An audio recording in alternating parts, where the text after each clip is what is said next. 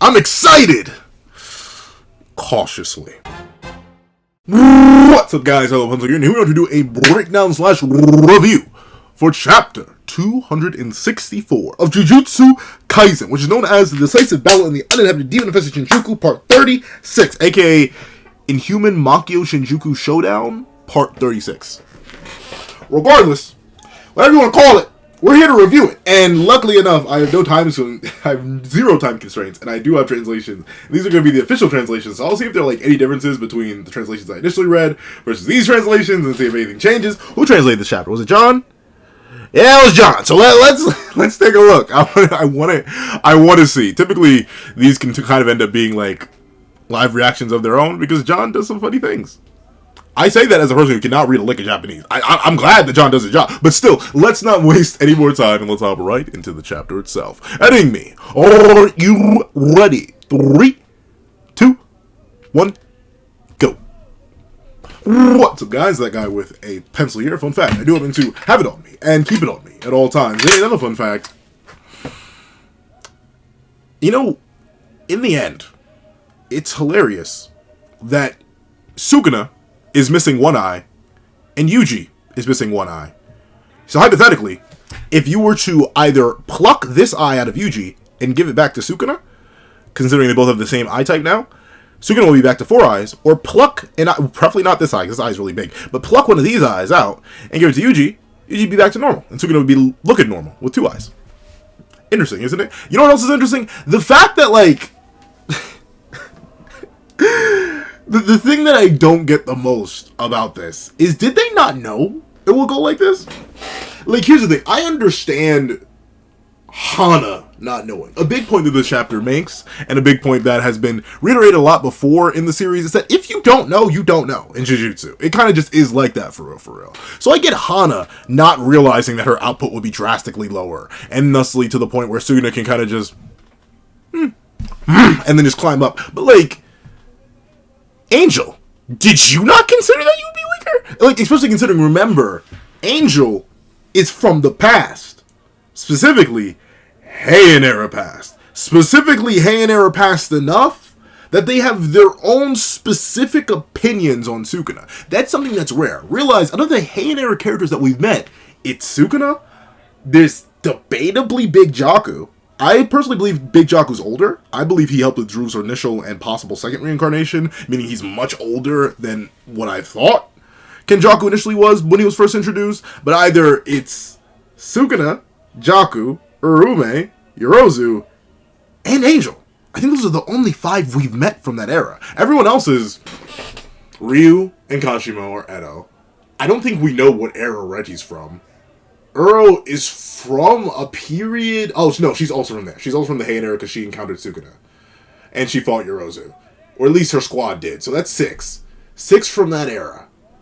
And notably, the opinions that the other ones have on Sukuna are kind of not as specific as what Angel had. If you'll remember, Angel very specifically calls Sukuna the disgraced one in the original translations that we first got, the Fallen.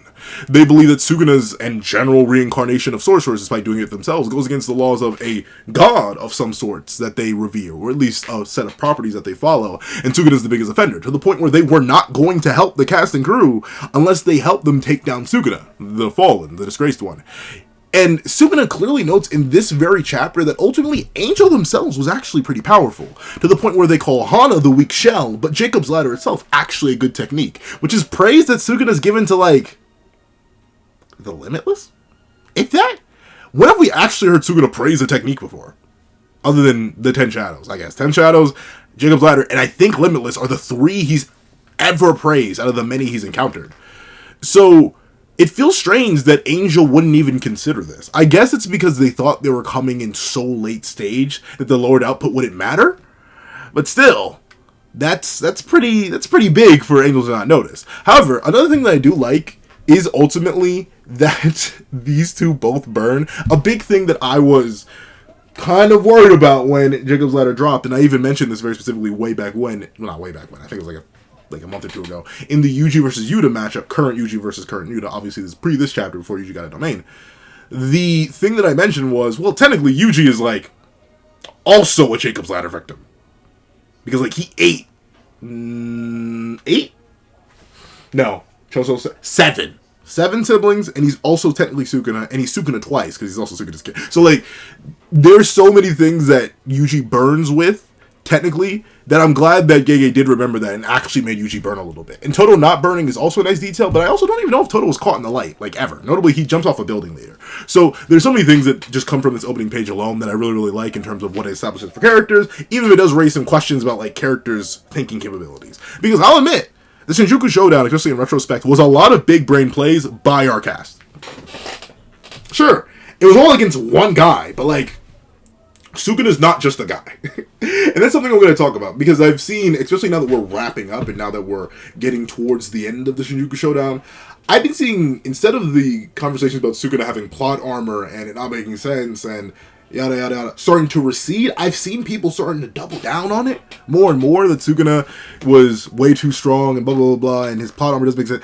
I have a shockingly horrifying different opinion on that, and I'll go in depth in its own, like, probably super long video, because I do want to talk a lot of the instances that happen and why it kind of fits with how Gege has built up Sukuna as a character. But with that being the case, we see all 3 of these men react to Hana in the heavens, but unfortunately, like was mentioned, there's a little bit of a miscalculation. And Sukuna, naturally being Sukuna, is the first one to notice, wait a minute, I have to respect that. Like, it reminds me in fighting games, where if you know, especially like fighting games, Smash is different, I'd say, to some degree. Like, maybe, no, there are times where you can, like, not have to respect somebody's pressure, and you can just, and pop out and do crazy things, especially if you're playing certain characters, like Kazuya players know what I'm talking about.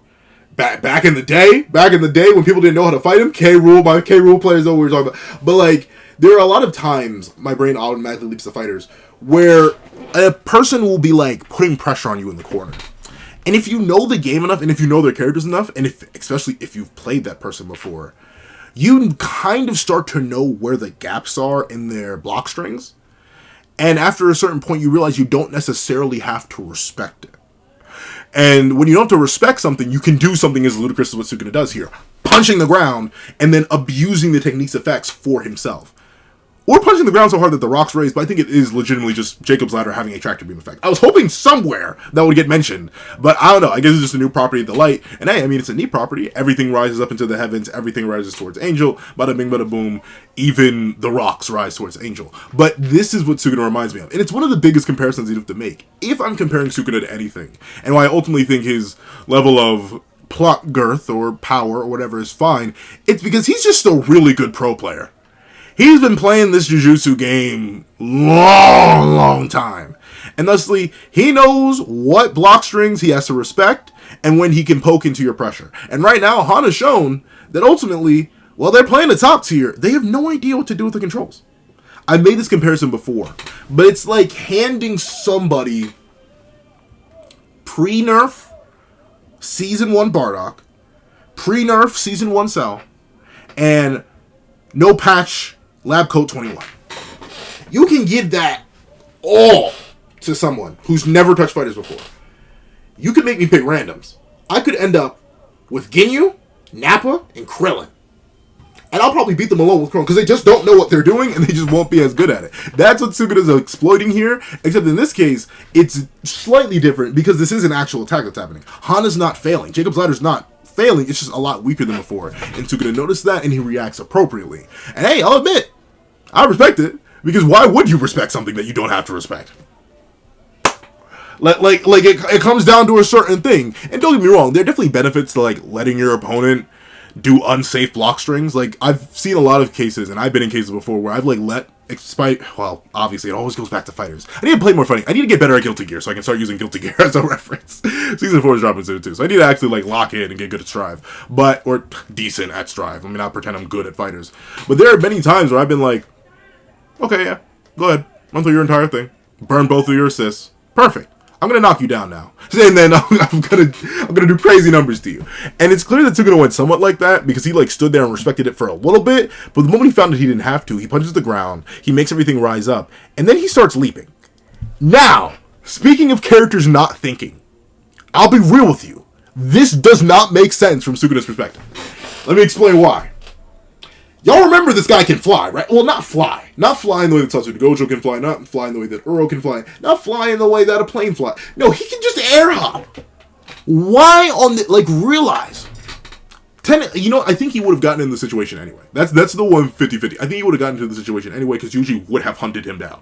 But, like, realize... If Sukuna didn't do this, which is wholly unnecessary, because one, he already notices that the Jacob's Ladder is not burning him that much, and two, he realizes that ultimately he can just take out Hana and not have to worry about that, and the fact that he hops on the top of the rocks where he's still exposed to the light, then Yuji would have never been able to chase him, and he should know that. Like, that's the one thing Yuji's lacking, and it's the one thing that makes me believe, even in my heart of hearts, even post-Yuji domain amps, I personally believe that Maki and Toto still have a chance against that young man.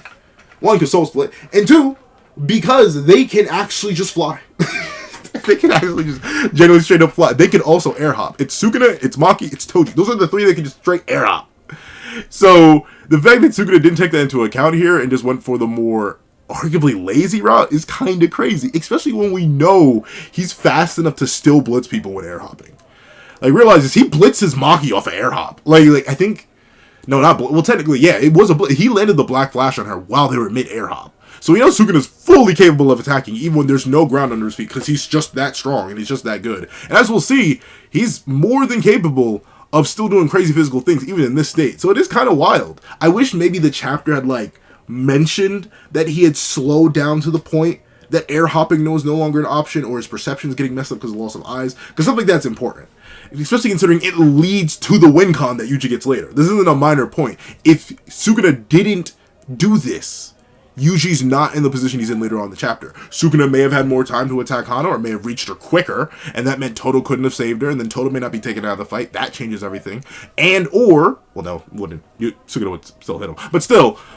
It could have led to a different scenario. Maybe Sukuna would have regained his curse technique in time. Maybe something else would have happened. But the immediate wombo combo we're going to get into would not have occurred if Sukuna didn't just randomly decide to do the most obtuse variation of getting up there and wombo comboing Hana. But of course, we get into the explanation. And this is something I do want to tackle to a decent bit, because there are examples of this previously in the series.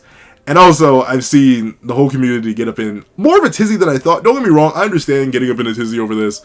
But at the same time, not really, because we see Sukuna mention, Hinokotsu's don't... Oh, I just realized. Man, he's acknowledging everybody, though. Well, to be fair, he didn't openly acknowledge Hinokotsu. But with that being the case, he says, Hinokotsu's domain, Jacob's Ladder's can't miss attack, was focused at me as the target. But this one affects the boy and Ao Toto too. But Ao Toto too. If I race up that pillar of light, I can reach the angel without interference. So... A lot of people are a bit nettled that Sukuna actually just straight up climbed Jacob's Ladder. And two things on that. Big thing number one, technically he climbed the rocks. Once again, he punched the rocks to climb Jacob's Ladder. If he had just straight air hopped through it, I will admit that would have been a bit more disrespectful and wouldn't have led into the Yuji situation. But technically, he didn't just climb Jacob's Ladder. Two, this explanation does make sense. It's kind of like, once again, I go back to the water argument. In the spoiler discussion, I believe, in the long-term spoiler discussion, I made a comparison. So, if you've ever been hit by a water hose, whether for one reason or another, if you've been blasted by a stream of water, then you'll know that taking the full brunt of that water typically hurts more than taking only half of it. Like, it covers less surface area, there's less water pressure being exerted on you, there's just less water in general. And thusly, you would rather have a concentrated stream if you want to do more damage to somebody with a water hose rather than going with something that sprays in a broader range, or having that person with multiple people there to all take the brunt of the water. That's what's happening here. Ultimately, due to the wide scale of this Jacob's Ladder, it's pretty darn big. Look at all the rocks that rise up, and look at how tiny Sukuna is relative to the rest of it. You can't even see him in this panel. It's very, very likely that the spread and concentration isn't that high. And even in JJK, we've seen that the broader your attacks are, the less concentrated they are, the less effective they are generally. Typically, you don't want to spread your technique out over a bunch of things, because that typically lowers its effectiveness. So that would make sense for Hana for one. And two, the other thing that Sukuna mentions here, come on, let's go back. You can blame it all on me. But Angel declares, Hana, get some distance. And Sukuna's like, distance? Oh, oh, we can get you some distance, appears behind her and goes to slobber knock. And then he mentions the other half of the explanation. Coexisting with a fully fleshed curse means depending on the curse. See? That's not right. I think I made the. I remember doing that for when I was hoping Kinjaku was gonna be the main villain. But John, they're not curses. They're not, and Hana specifically not.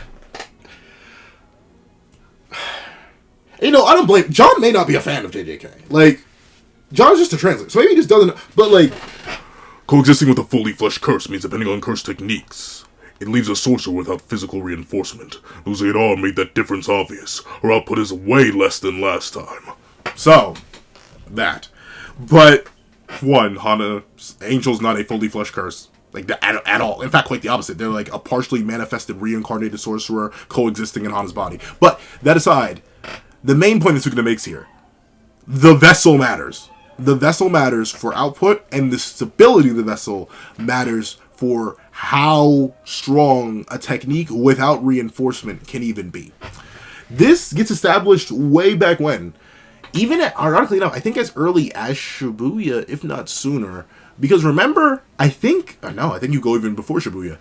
Didn't Eso and Kechizu's techniques get weaker as they took damage? They just became less and less effective. That's why Nobara and Yuji were fully capable of just beating the taste out of their mouths until they were forced to retreat because I think it was Eso went absolutely insane. And even more recent, in Shibuya, remember when Nobito lost his arm? Like, something that seems to not correlate with projection sorcery, considering, you know, he runs with his legs and not his hands. He's not an animal. He doesn't run on all fours. But just losing his arm made him slow enough that he could get tagged by Jogo and ultimately lose his life.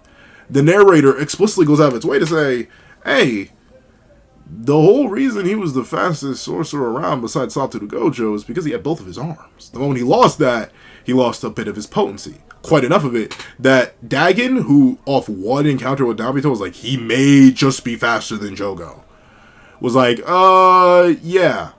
Jogo comes in and low diffs him. So there's clearly a requirement for the physical form to be stable in order for a technique's output to be stable. And as I've been screaming from the top of my lungs, okay, not the top of my lungs, but as I've been saying before, and as Gege's highlighted before, the vessel matters a lot. Like a lot. Like the vessel has always mattered. It's why, personally, if you were to ask, yeah, boy, I rank Sukuna's vessels in terms of overall stats like this.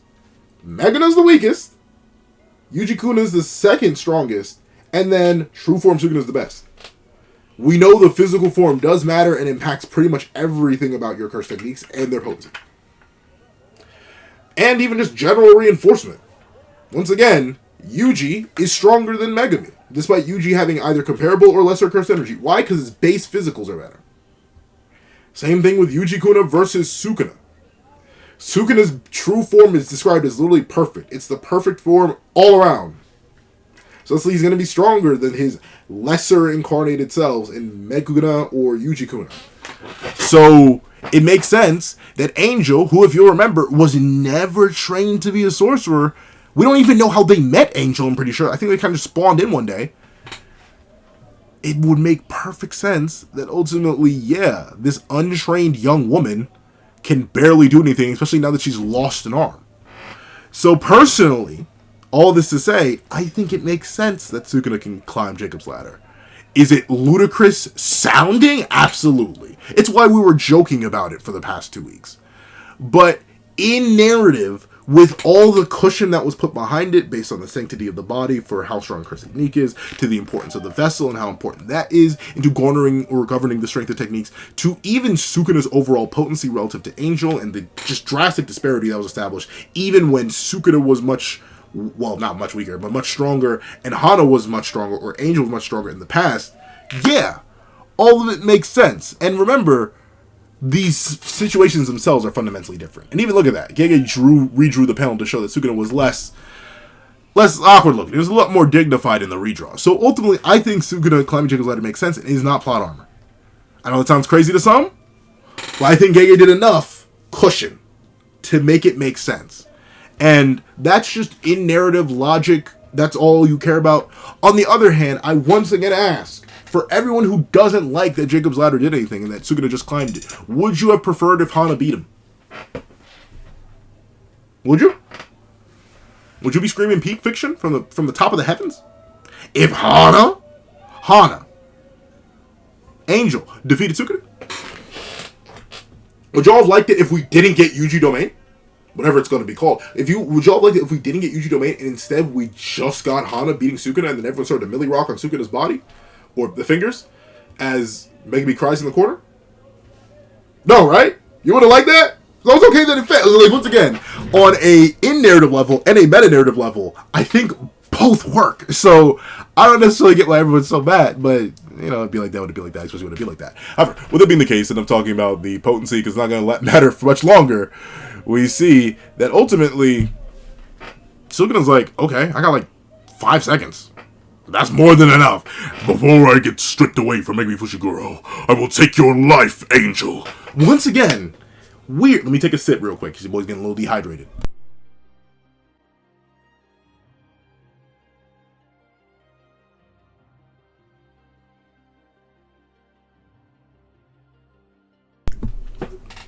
It seems oddly personal with Angel.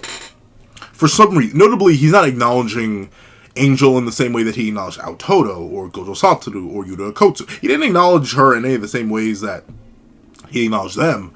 But still, it seems oh so personal. To the point where, when it initially happened, back when it was referenced in 213, and then 214, when Angel gets bitten in half, or Hana gets bitten in half, Sukuna calls them pathetic human, and then throws them off the building with no regard. When seeing it again, he gets annoyed, back when Yuta uses it, and was willing to risk it. And here again, he seems so focused on specifically taking their life, in a way that he's been, unlike usually, typically he's rather blasé. Sure, characters perish around him all the time, but it's not something he's been so invested in. He very specifically seems to have some sort of beef with Angel, just in the same way that Angel seems to have some sort of beef with Sukuna. And it's why I low-key still want a Sukuna's past arc. I want to know what happened. What established the beef between these two? Why is Sukuna kind of considered like a fallen angel type figure? In the sense that he literally is called the disgraced one. Like, what happened? What is Sukuna? Like, to the degree, what's his name? We still know so little about Sukuna. And I'm scared that we may end the series with so much unknown about him. I'm fine with keeping some mystery about your main antagonist. Like, there are some of my favorite series ever end with, like, no background on the antagonist. Or at least parts of the antagonist. I'm thinking of, like, my actual favorite series ever. And we got a whole bunch of backstory on that antagonist. So that would make sense. But a piece of what that antagonist uses to do what they do, we don't get much backstory on. And technically, even we get pieces of backstory for that other favorite piece of fiction. So, like, there are definitely cases, and I'm really hoping that one way or another, we're going to get a bit of Sukuna's past. It doesn't have to be much. It can be 5 chapters. Just give me 5 chapters of Sukuna's life. It doesn't have to be much. I just want to see it, because there's clearly so much hidden back there. I would 100% read a Sukuna prequel for JJK. I ain't even lying to you. But with that being the case, we see that Sukuna, despite being so invested in taking out Angel, actually moves kind of slow. Slow enough that none other than Toto Aoi leaps in the way and body blocks for Hana as Sukuna lands his 7th? 2 for Toto, 2 for Maki, 1 for YUUJI, 1 for Think LaRue, and then I'm missing one. Where's the 7th one? It's a 7th. It's 2 for Toto, 2 for Maki. Choso. His 7th Black Flash. His 7th Black Flash of the day. Sukuna lands it hard on Toto. And Toto does brace for it pretty impressively. In fact, it's still super duper impressive to me that the man did not use Boogie Woogie. I'm assuming it's a combination of Hana's own attempted escape plus Toto's leaping up. But before Sukuna could reach Hana, Toto manages to intercept, which is a pretty impressive speed feat, considering that's very specifically not Boogie Woogie. You see the motion impact here to show that Toto literally leaped off the roof of a building in order to go save Hana. That's it. And we see Ryomen Sukuna, unless John changed it. John, did you change it? John, don't change it. John, did you change it? This guy's a sorcerer to the core. Close enough. But Sukuna fully acknowledges Toto.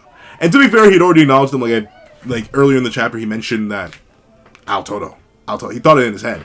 But to see him respect Toto of all characters. Sure. Of course he's going to respect Satoru Gojo, the strongest sorcerer of the modern day. Of course he's going to respect Yuta Kosu, the second strongest sorcerer of the modern day. The next Satoru Gojo, literally in his body. Yeah, sure, fine, whatever. That's expected. But Ao Toto, Todo Aoi. I don't know why I say Ao Toto and then Todo Aoi. I should say Aoi Toto. I don't know what it is. But with that being the case, to see Toto, who in my opinion never cleared grade 1, he's still there. For him to be so respected and acknowledged by the King of Curses, that the King of Curses, the sorcerer of sorcerers, takes one look at all of Toto's actions, his acclaim, his feats, and he's like, no, this man right here, above all else, first things first, he is a sorcerer. It helps my soul, dog. And the thing that I love the most, Toto does not say a word this chapter. Not a single inkling. Toto, who's notorious for his big brain plays, his big brain thoughts, his big brain words, he doesn't say a thing. In fact, this may be, depending on how Game decides to end the manga, epilogue or not, this may be the last time we see Toto in the entire manga. This may be the last Toto panel we ever see.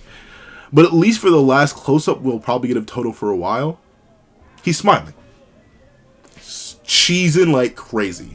Right in the face of the King of Curses. Right after being hit with a black flash, Todo Aoi, the madman consumed by his own mania, smiles. In the face of despair. In the face of what could be argued as death itself. No matter what, Todo Aoi keeps a smile on his face. And that I respect. I can't knock the hustle. But speaking of knocking something, Sukuna knocks those two straight through the... Like... Once again, I know he's been black flashing, so his output's likely recovering somewhat, but this man is so physically weak right now. He has not recovered his arms yet. His output's still in the shot. Overall, his physicals are just crazy, dog. This is Sukuna. This is them. Like, what kind of whey protein shakes was this man eating over that past month? Or 1,000 years ago? This man is swole. Like, that is crazy. It's ironically enough, one of the larger scale bits of destruction that we've seen in the entire Shinjuku Showdown. In terms of at least, like, distance and immediate damage caused. Like, I know Gojo and Sukuna collapsed that building or something, but this is Sukuna destroying a building with two people's bodies that he just punched. Not no cleaves, not no dismantles, not no blues, not no reds, not no purple. No, just straight physical strength off of Black Flash. Beautiful. And once again, Toto and Hana are fully removed from the fight. This is... You know what? I'll give it. Because once again, I'll go back to the earlier conversation. A lot of people are asking, why was Hana even here? If you were going to make her do basically nothing, why was Hana even here? Why did you even bring her up? Well, I feel like it's just to cover all the bases. And further double, triple, quintuple, duodecimal. Like, regardless, it's to truly hammer in the fact, two things. On a character level, no one can save Megami or end this battle and defeat Sukuna except for Yuji. And two, it's to reinforce Sukuna's strongest narrative. And three, take Toto and Angel out of the narrative. Sure, Toto was removed from the plot because the Vibrant Slime got destroyed. But he was still conscious. He was still fighting. He didn't have a hand anymore and he couldn't use Big Yugi, but he was still going to keep it pushing. So without taking him out of the fight, he would have interfered. And same thing for Hana. Well, not same thing for Hana, but Hana is a character who's been sitting on the sidelines. Everyone has contributed except for that thing. That disgusting, horrific, nasty, filthy, unwashed panda. Everyone else has shown up and shown out in some way, shape, or form. All except that filthy, nasty butt behind creature. Everyone else popped off and in their own unique different ways. Now Panda. And I think Angel did have to be added to that. She was technically a viable option. And I do think it adds an extra nice layer to Yuta and the copy technique. It's just that once again, she's put in Hana is a character who's always been put in the worst narrative spot. I talked about Jacob's Ladder in its own video and how I think it was used narratively. But Hana herself as a character, she's always been put in a bad narrative spot. So ultimately removing her permanently, so no one's asking once Sukuna finally gets defeated, why didn't Hana intervene? There you go. There's your answer. Here's why. And we've sort of wrapped up, I think, every known viable combatant until Gei pulls another one out next week for one reason or another. But with it being the case, we see that they are both laid out. And Sukuna's like, hey, kind of cooking right now. They're out of commission. I can slaughter her later. Now only the boy's left. And speaking of the boy, Yuji, ooh, straight through the heavenly light. But you see what I mean? As Sukuna immediately notes, Yuji can't air hop. He's like, huh? You must have been following me, getting inside the light this whole time. He wouldn't have been able to do that if you just didn't take the platforms. Though admittedly, it seems like he probably would have gone down and fought Yuji anyway. But still, he only got caught off guard and found Yuji lunging in from behind him because he very specifically did allow Yuji a pathway to get up. And it is neat to see that Jacob Ladder does go automatically. Like, very, very neat. Like, I'm about to take a sip kind of neat.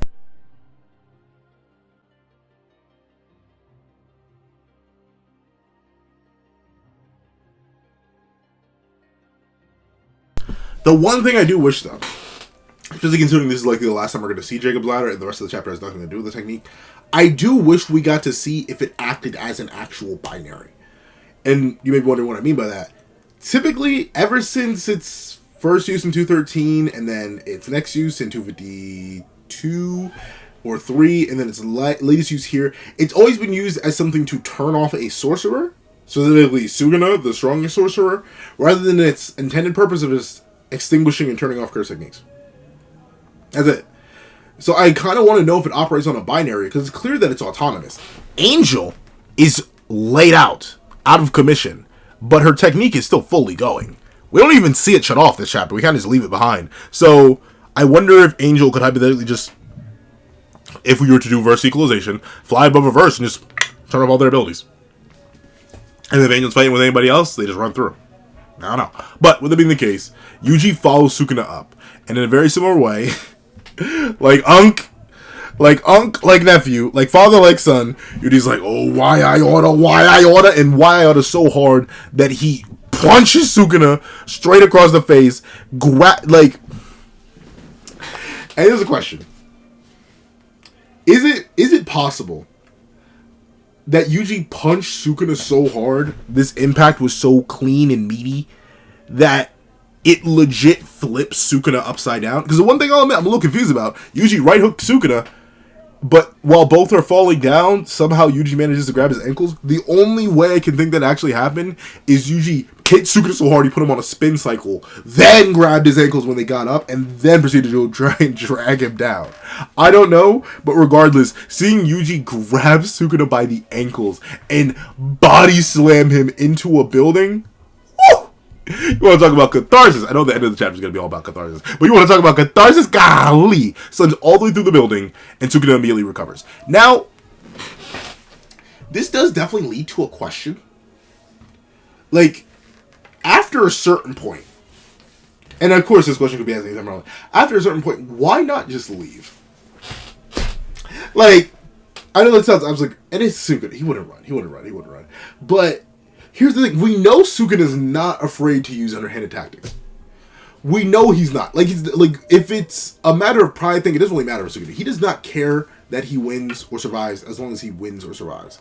Actually, no, he does seem to care how he wins to some degree. Or at least he cares how he survives, because he believes if he loses, he's basically dead already.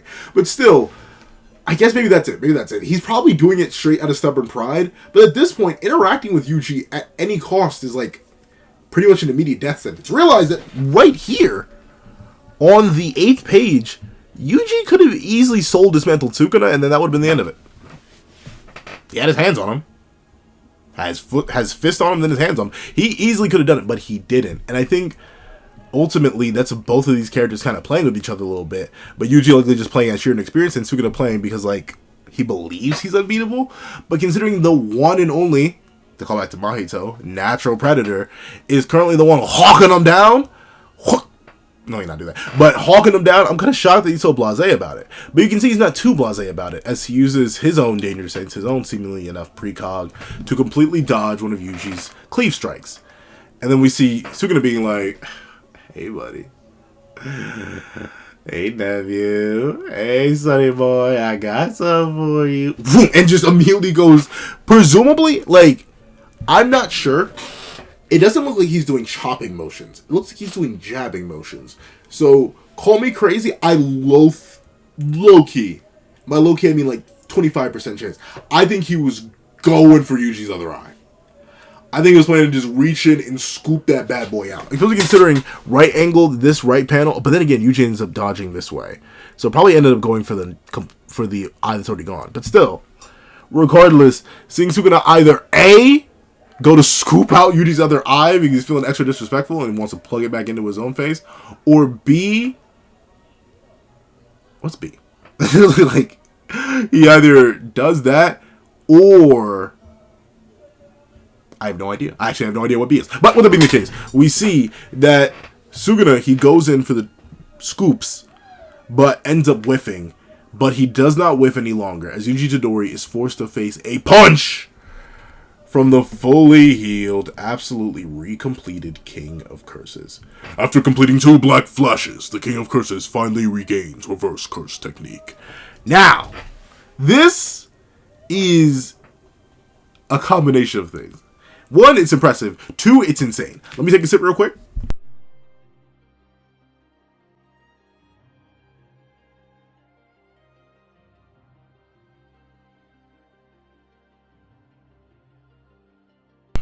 Remember, a lot of Sukuna's general output and abilities have been falling off a cliff. 1, because of the intense battle with Satoru Gojo. 2, with the intense battle he's been enduring after that. And 3, because Yuji's been soul dispensing him. So the fact that his RCT came back after all of his previous Black Flashes ended up negating the return of his RCT, plus the other Black Flash that Yuji landed post the regaining of his domain, and all the extra debuffs Yuji put on with the soul dispensals, it's actually very, very impressive that Sukuna managed to regenerate both of those harms. Considering how much real, actual, like, I don't know, straight up astral damage he took, as in his soul getting spread apart by Yuji and also getting slashed at by Maki. It's very impressive that he's actually able to maintain this physical form at all. On just like a level that exists now, maintain it and then regenerate it. That's very, very impressive. And also, the way that Sukuna's cheesing here, dog, It scratches a certain itch in the back of my. I don't know, something. He's double cheesing right now. But look at his face. Look, he's having such a good time. He's like, "Hey nephew, hey sonny boy, it's time for your birthday punch." But he just starts swinging.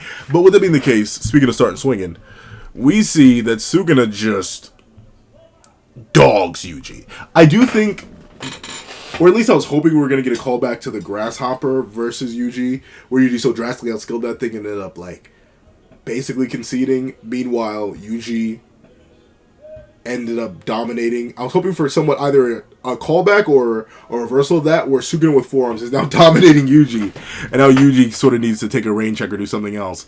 Maybe his domain, which he does in the chapter anyway. But with that being the case, we see Sukuna grab one of Yuji's punches, grab one of Yuji's...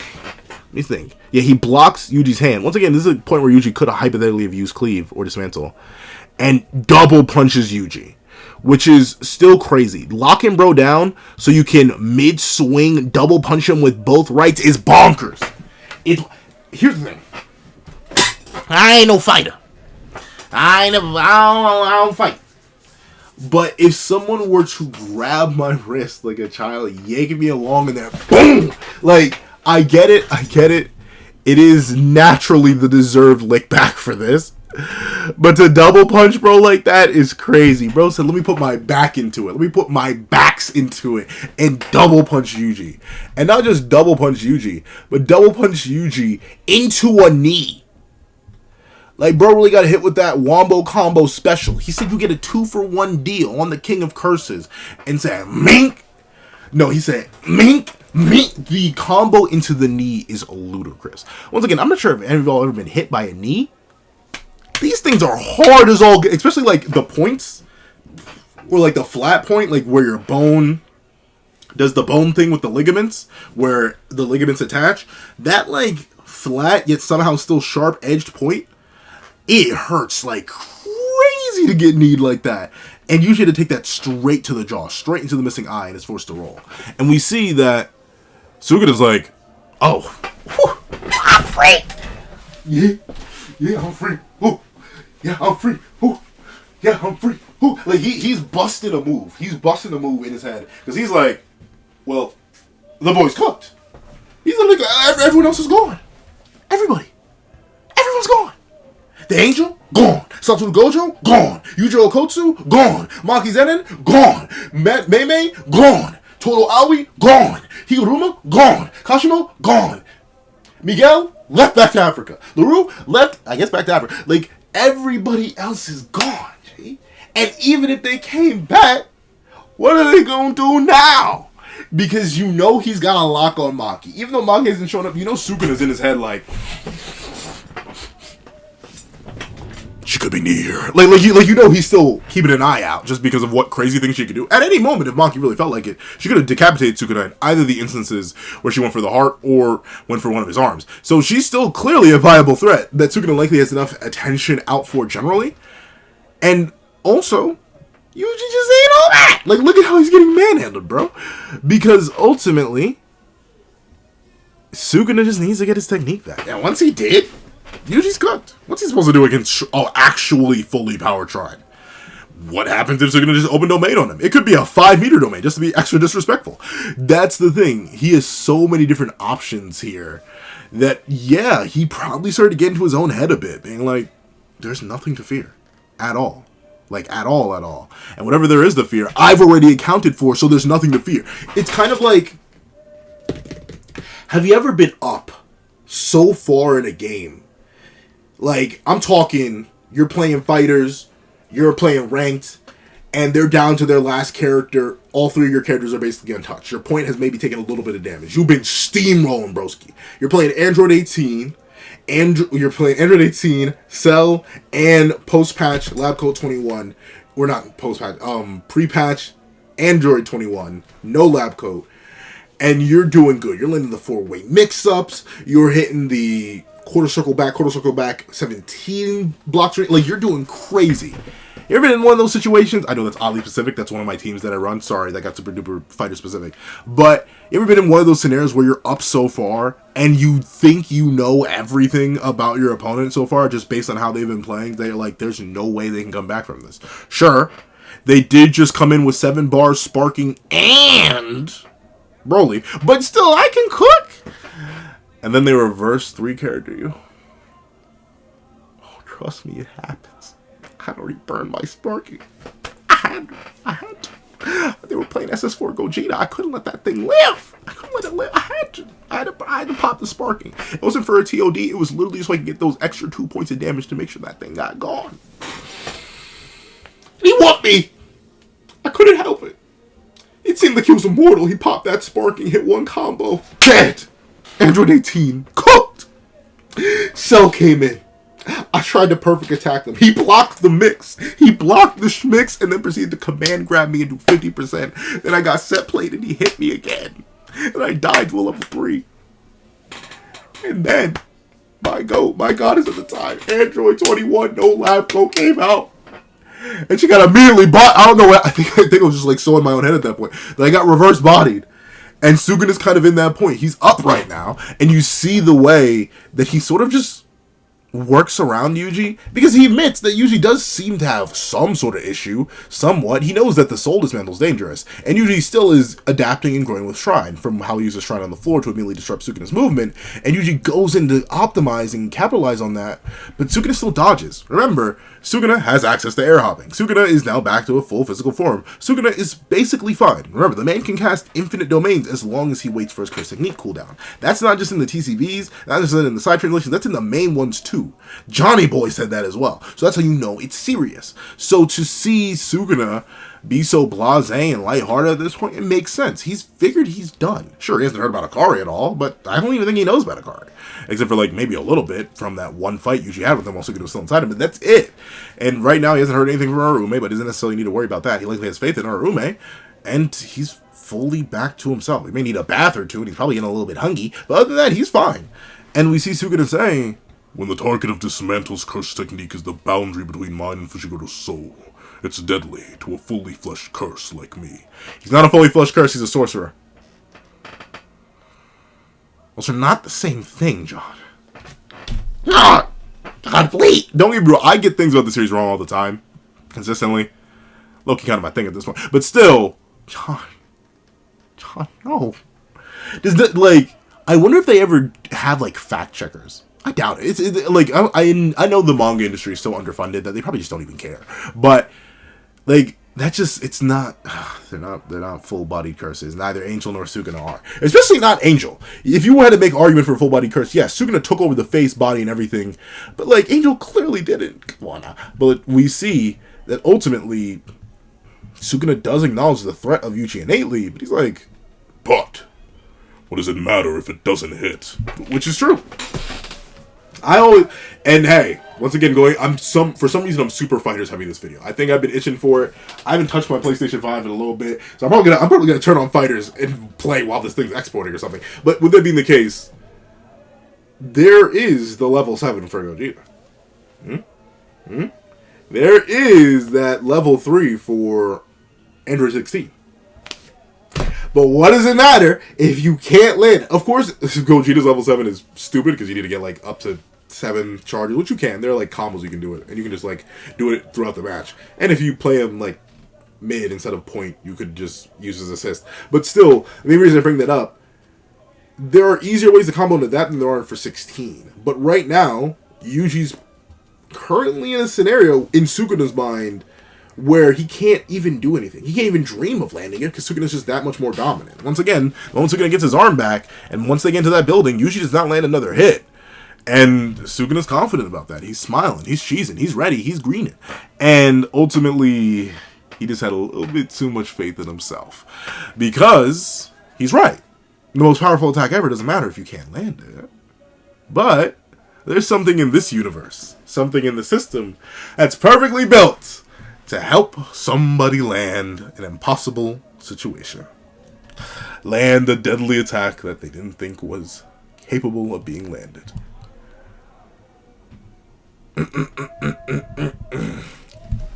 You'll expend a ton of cursed energy, but that comes with perks. Environmental factors boosting your level is one. Think of it like a buff in gaming. As for the other, a granted curse technique activated inside a domain will always hit. Domain expansion. Yuji got it! After so long, after years upon... Oh, wow, that thing's gone. It is gone. But after years upon years upon years upon years, I swear, we've been waiting.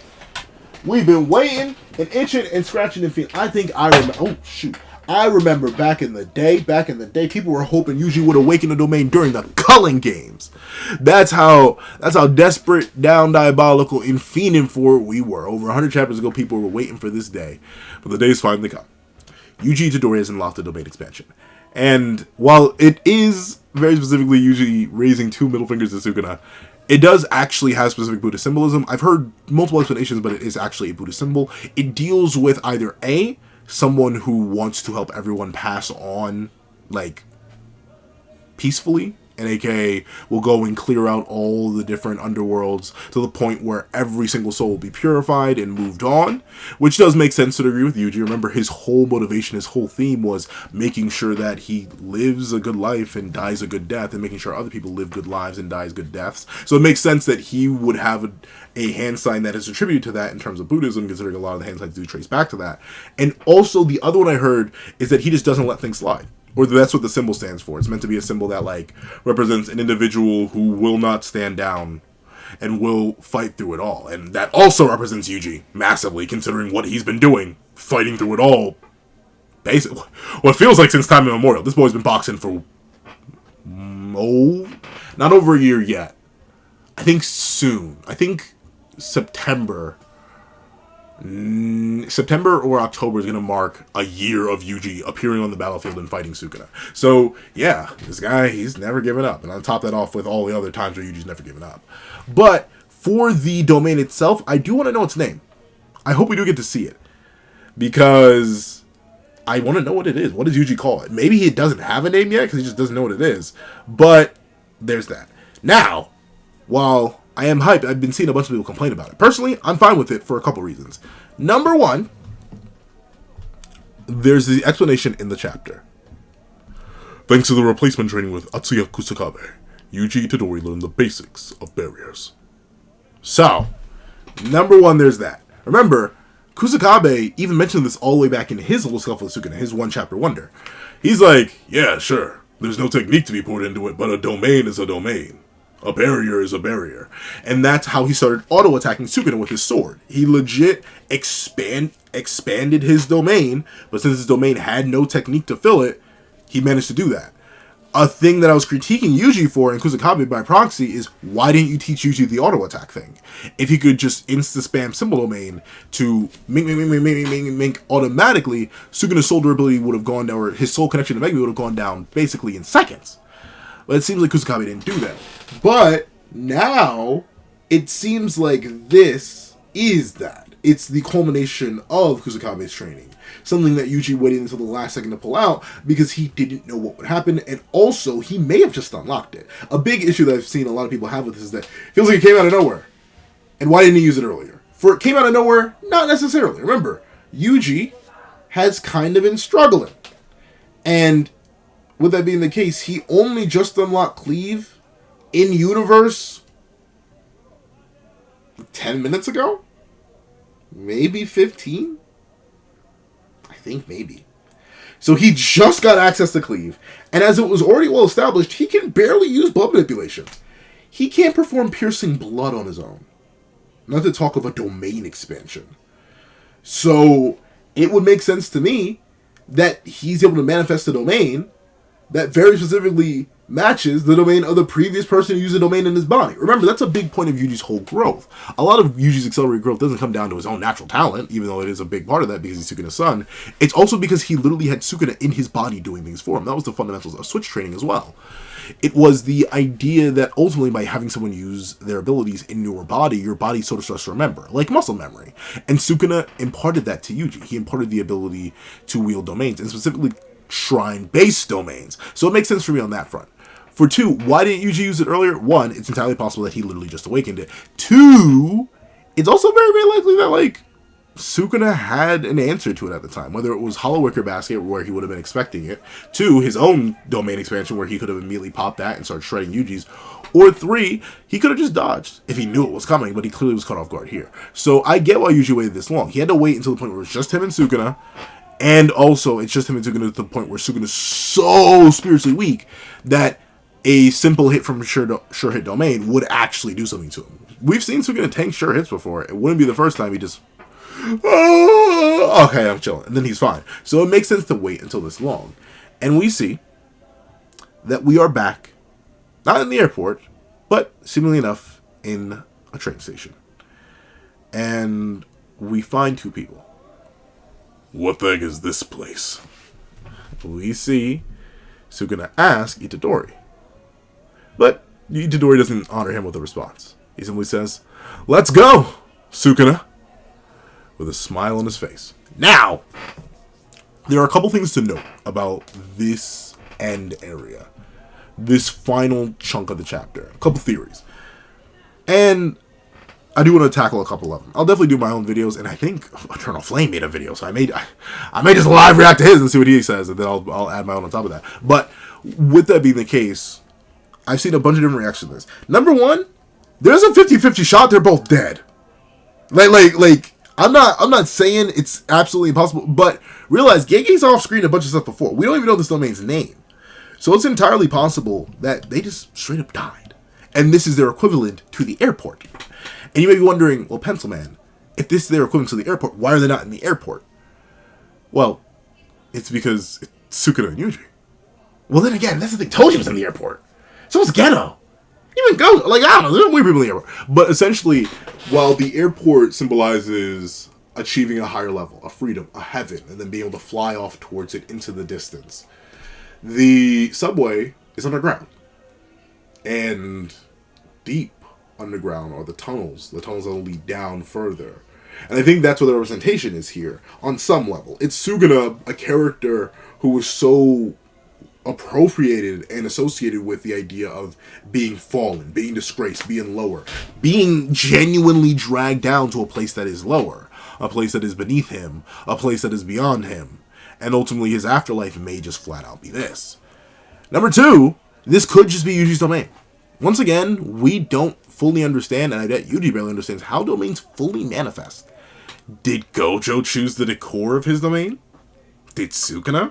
Did Dagon? We don't know.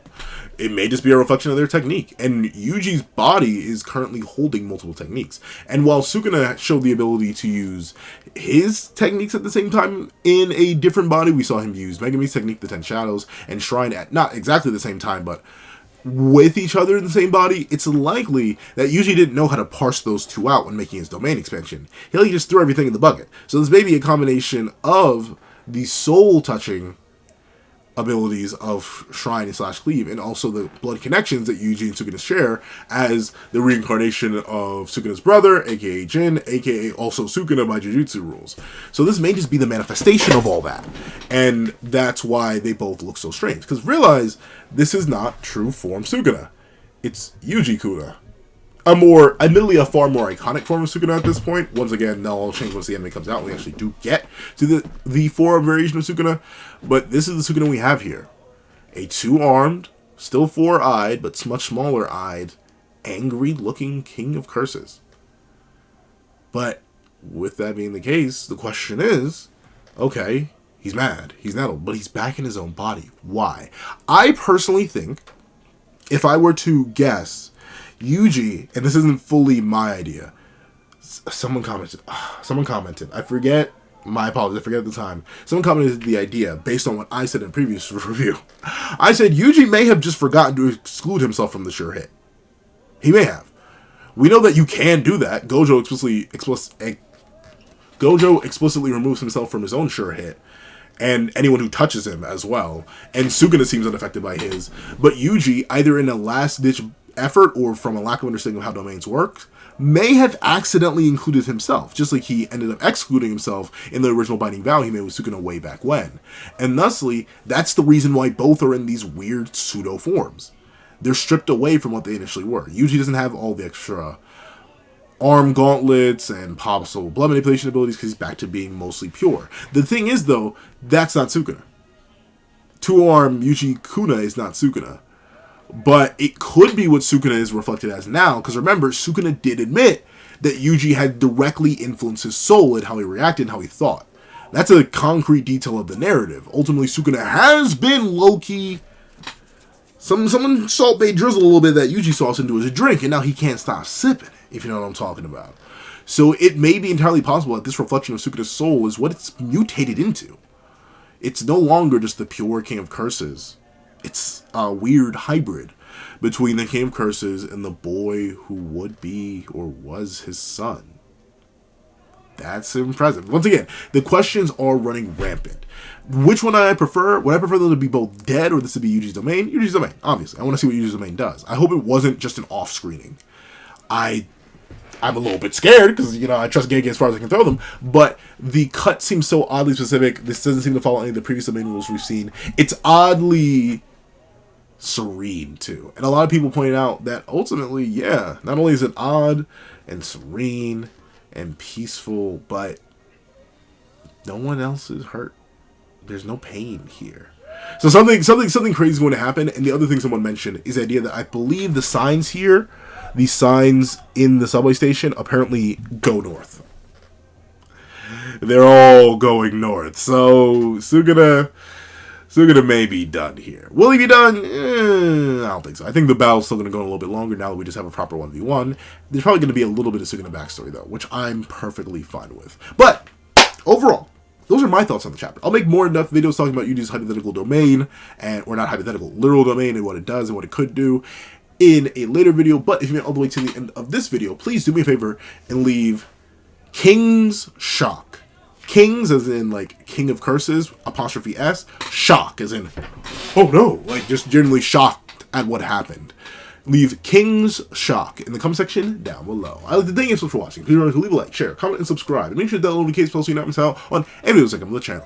Also, I do happen to have the Patreon down below where you can support me for as low as $1, get them on no month. You can take exclusive videos, early content, and more. And so now become a member of the channel for as low as $3 a month to get the same perks and more. So those perks include the live reaction to this very chapter, ad-free variations of all my videos, and if you become a $25 Patreon and $25 member, you can order whatever video you want. Also, I do have a link to my Ko-Fi description down below where you can drop 5 beans for a short video, 25 beans for a long video, or any beans at all. Any support is always greatly appreciated. Now, I'd like to thank you so much for watching once again, and I hope you guys have a wonderful day. This is That Guy with the Pencil, writing off.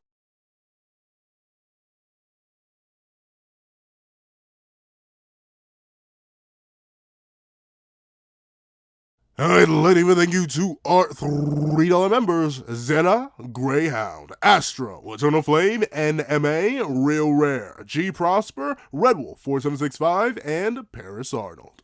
I'd like to leave another big ol' thank you to our $5 patrons, Sean, Sammy, Midnight Lord 21, Kevin Encarnacion, Josh Brown, and A+A. And I'd like to give a great big thank you to our $7 members, Autumn Mornings Lazo, Fine, and That Guy.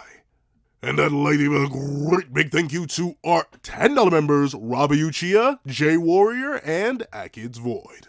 And I'd like to give big, hefty, juicy thank yous to our $10 patrons, Panda Goat, Michael Williamson, Metal Solid Crisis, Joaquin Munoz, and Idem Okami. And I'd like to give the biggest, juiciest, meatiest, sloppiest, and heftiest thank you of them all to our $25 patron, Calvin Elder.